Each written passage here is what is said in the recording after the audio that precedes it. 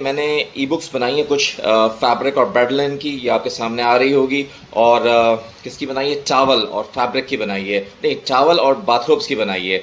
ये बड़ी ज़बरदस्त ई बुक्स हैं, इसके अंदर सारे कॉन्सेप्ट्स बताए गए हैं। इसमें वार, breadth and specs, perfect cost, sizing cost, फलाना ढिमाका, पीस लेंथ और ये और बेडिंग के सारे कंजम्पशंस वगैरह।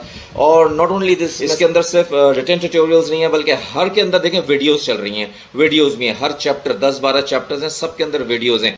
हाँ जी, सब खुश हैं, खैरियत से हैं, ठीक ठाक हैं। बहुत दिनों से मैं एक कोर्स बनाना चाह रहा था थर्मोसोल के बारे में, टाइम ही नहीं मिल पा रहा था। एक तो इतना लंबा कोर्स होता है थर्मोसोल का। अच्छा देखो, ये कोर्स को समझने के लिए ना कि थर्मोसोल क्या है, ये जो इतनी बड़ी आपको डाइंग मशीन नज़र आ रही होगी, थर्मोसोल में बेसिकली कपड़े को डाई किया जाता है। यूजुअली ब्लेंडेड कपड़े को, जिसमें दो किस्म की टू पोर्शन डाइंग होती है। यूजुअली डिस्पर्स होती है फॉर पॉलिएस्टर और रिएक्टिव होती है फॉर कॉटन। ठीक है ना, ये एक मैंने हल्का सा तारुफ किया है, ज़रूरी नहीं है और भी किसी और भी डाइंग हो सकती है, लेकिन मैंने आपको एक बुनियादी चीज़ बताई है, डाइंग की मशीन है। लेकिन मैं जो आज आपको एक कॉन्सेप्ट बताना चाह रहा हूँ थर्मोसोल का, उसको आपको थोड़ा समझना पड़ेगा। देखो एक बात को समझो, अभी हमने 3 कोर्स किए थे डाइंग के। कौन से किए थे? जेट डाइंग, जिगर डाइंग और विंच डाइंग। तीनों में बेहतरीन डाइंग होती है और हर किस्म की डाइंग होती है, पिगमेंट, रिएक्टिव, वैट, इंडाथ्रेन और सारी तो डाइंग इसमें हो जाती है। तो फिर एक सवाल ये है, और वियान डाइंग भी किया था हमने। फिर एक सवाल ये है कि थर्मोसोल की इतनी लंबी मशीन, करोड़ों रुपए की, इसकी क्या ज़रूरत है? थर्मोसोल की मशीन का मैकेनिज्म मैं शायद आपको इतना ज़्यादा ना बताऊं, थोड़ा सा ज़रूर बताऊंगा, लेकिन थर्मोसोल की मशीन की ज़रूरत क्या है वो बताऊंगा। सबसे पहले तो आपको एक बात समझनी पड़ेगी विच इज़ वेरी इंपॉर्टेंट। हम लोग जो ये कोर्सेज कराते हैं, ये एक्सपोर्ट मार्केटिंग के हवाले से, मर्चेंडाइजिंग के हवाले से, प्रोडक्ट डेवलपमेंट के हवाले से होता है। इसका ताल्लुक कोई डाइंग के हवाले से या प्रिंटिंग के हवाले से नहीं होता, इसलिए हम टेक्निकलिटीज़ में नहीं जाएंगे। अगर आपको टेक्निकलिटीज़ में जाना है या समझना है तो national textile university Faisalabad, Karachi में टेक्सटाइल इंस्टीट्यूट ऑफ पाकिस्तान और बहुत से इदारे हैं जहाँ पे आप जाके सीख सकते हैं। हम जो बात कराएंगे या हम जो यहाँ पे कोर्सेज कराते हैं, उसका मकसद सिर्फ और सिर्फ ये होता है कि आपकी export marketing skills, merchandising skills, product development skills ये पॉलिश हो जाएं। तो भाई इसमें हमें ज़रूरत थोड़ी है कि हम मशीन के पुर्जे जाके देखें, हम तो एक ओवरऑल कॉम्बिनेशन लेंगे। अब सबसे पहला मेरा आप लोगों को कॉन्सेप्ट समझाना ही है कि ये जो 3 डाइंग की मशीन है, जिगर डाइंग, जेट डाइंग और विंच डाइंग, जब डाइंग इस और यार्न डाइंग, जब डाइंग इस पे हो जाती है, then why do we need thermosol? सबसे इंपॉर्टेंट सवाल। देखो पहले इस कॉन्सेप्ट को समझो। ये जो मशीनें होती है ना, इनमें जो डाइंग होती है वो क्या होती है? इसमें लॉट्स, फैब्रिक की लॉट्स होती हैं, 1000 मीटर, 2000 मीटर, 500 मीटर, 3000 मीटर, अलग अलग मीटर हम इसमें डाई करते हैं एक वक्त में, क्योंकि इन मशीनों की कैपेसिटी ज़्यादा होती नहीं है। एक जिगर की है, जेट है, 2000 मीटर का जिगर, 2000 मीटर की उसमें है, या 2000 किलो की है, एक मिसाल दे रहा हूँ, 1000 किलो की है, 500 किलो की है, या मीटर्स में लो तो 200 मीटर, 500 मीटर या 1000 मीटर। अब मसला क्या होता है कि जब मैंने एक शेड, फॉर एग्जांपल मुझे मिसाल दे रहा हूँ, नेवी ब्लू है, एक नेवी ब्लू का शेड मैंने इसमें डाई किया। अब मैं जब दोबारा डाइंग पे डालता हूँ, तो दोबारा वॉश करूँगा, दोबारा उसमें पानी डालूंगा, दोबारा डाइंग का पूरा स्ट्रक्चर करूँगा, तो शेड वेरिएशन आ सकता है 2000 मीटर और 2000 मीटर में। पहले 2000 मीटर और दूसरे 2000 मीटर में हल्का सा कलर नेवी का, मिसाल दे रहा हूँ, शेड वेरिएशन आ सकता है। यहाँ तक बात आपको समझ आई? शेड वेरी कहते हैं दूर हो जाना, यानी ओरिजिनल शेड से दूर हो जाएगा। तीसरा जो शेड 2000 मीटर का होगा वो और दूर हो जाएगा। तो अगर फर्ज करें 5 कपड़े हैं, 2000 मीटर की लौटे हैं, तो 5 अलग अलग शेड बन जाएंगे। बहुत सी इंडस्ट्री के अंदर ये नहीं चल सकता, जैसे अपैरल इंडस्ट्री है, शर्ट की है या आपकी पैंट की है, उस इंडस्ट्रीज में इतना वेरिएशन नहीं चल सकता, क्योंकि इनके कैटलॉग्स बने हुए होते हैं और वो कैटलॉग्स भेज देते हैं। पाकिस्तान में भी बड़े बड़े आउटलेट्स हैं जहाँ कैटलॉग्स बने होते हैं, उसमें कलर लिखा होता है। अब आप 2 मिनट के लिए सोचो ना, 1 मिनट के लिए आप एक कलर देख के जाते हो और आपके जहन में एक कलर है और आप एक कलर देख कर आए हो, और आप फर्ज करो कराची में एक जगह है, मैं एक मिसाल दे रहा हूँ कि आपने तारिक रोड पे कलर देख कर आए हो, उसी की एक शॉप, जरा गौर से सुनना, उसी की एक शॉप जो है वो क्लिफ्टन में है। आपने सोचा चलो यार तारिक रोड वाली शॉप में देख तो लिया था, लेकिन मैं जो रहता हूँ, फर्ज करो जैसे मैं रहता हूँ डिफेंस में, तो मेरे लिए क्लिफ्टन करीब है, मैं वहाँ जाता हूँ। अब मैं वहाँ जाके देखता हूँ तो 2000 मीटर जो पहली लॉट है वो गई हुई है वहाँ पे तारिक रोड में, और 2000 मीटर जो दूसरी लॉट है वो आई हुई है क्लिफ्टन में। तो दोनों में तो वेरी हो रहा है ना कलर। मैं जो कलर देख के आया वो यहाँ अवेलेबल नहीं है। अच्छा और सुनो, इसी की एक ब्रांच फर्ज करो लाहौर के अंदर है, फर्ज करो एम्पोरियम मॉल में, लेट्स सपोज, मेरा नाम ले लिया लेकिन एक बात बता रहा हूं। अब वो तीसरी लॉट जो वहां गई हुई है वो उससे भी डिफरेंट है। तो आप खुद बताओ, मेरे लिए वो चीज़ काबिल कबूल नहीं होगी, डिफरेंट होगी कि तीन अलग अलग लॉट्स हो रही हैं। तो सबकी एक शेड आ जाए, एक शेड में लाने के लिए शेड एक हो, उसके लिए हम फिर एक बड़ी मशीन इस्तेमाल करते हैं, उसे कहते हैं थर्मोसोल। 5 मिनट लग गए कॉन्सेप्ट ऑफ थर्मोसोल बताने के लिए।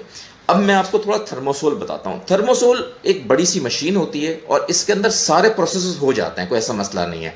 अभी अच्छा, मैं फिर बता रहा हूँ, मैं टेक्निकलिटीज़ में नहीं जाऊँगा, मैं सिर्फ ऊपर ऊपर बताऊँगा। टेक्निकलिटीज़ लेनी है, टेक्निकलिटीज़ समझनी है तो फिर आप किसी टेक्सटाइल इंजीनियर से रब्ता करें, मैं टेक्सटाइल इंजीनियर नहीं हूँ। अच्छा जी, अब आ जाइए जल्दी से।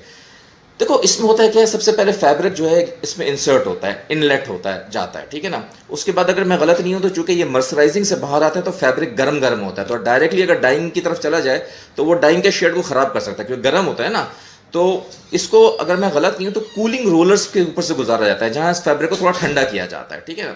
इस तरह से आप देख लो। उसके बाद एक डाइंग का टैंक होता है जहां पे डाइज सारी डाली जाती हैं। डाई टैंक क्या होता है उसको जरा समझ लो। डाइंग के टैंक में डाइज नहीं बनाई जाती कि अगर आप समझ रहे हो कि डाइंग के टैंक के अंदर डाइज बनाई जाती हैं, ऐसा नहीं है। डाइज बाहर बनाई जाती हैं। कलर फिक्सेशन, कलर चीज़ें, ये सारा काम जो होता है ना, और ये जो बाइंडर वाइंडर जो कुछ वो बाहर के, और फिर टैंक में डाल दिया जाता है और टैंक हस्ब ज़रूरत उसके डाइंग डिपार्टमेंट में देता रहता है। फिर ये डाइंग में चला जाता है। डाइंग में होने के बाद जब डाई हो जाता है तो फिर इस कपड़े को थोड़ी हवा लगवाते हैं। इसको शायद एयरिंग जोन कहते हैं, ऐसी कुछ नाम था। टेक्सटाइल इंजीनियर्स मुझे नहीं पकड़ना, मैं फिर बता रहा हूँ, मैं टेक्सटाइल इंजीनियर नहीं हूँ, जितना तजुर्बा है मैं उससे बता रहा हूँ, ठीक है ना।